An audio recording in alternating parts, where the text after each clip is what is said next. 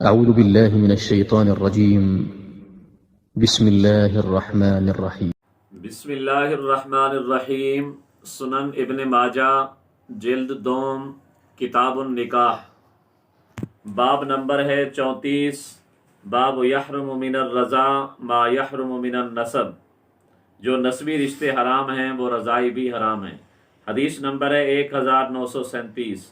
حضرت عائشہ رضی اللہ تعالی عنہ کہتی ہیں کہ نبی اکرم صلی اللہ علیہ وآلہ وسلم نے ارشاد فرمایا، یحرم من الرضاع ما یحرم من النسب، جو رشتے نسب کی وجہ سے حرام ہیں وہی رشتے رضاع کی وجہ سے بھی حرام ہیں۔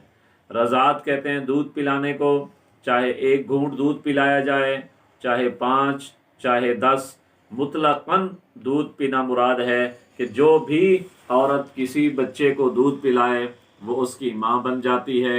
جب وہ اس کی ماں بن جاتی ہے تو جو رشتے نسب کی وجہ سے حرام ہو جاتے ہیں وہی دودھ پینے کی وجہ سے بھی حرام ہو جاتے ہیں۔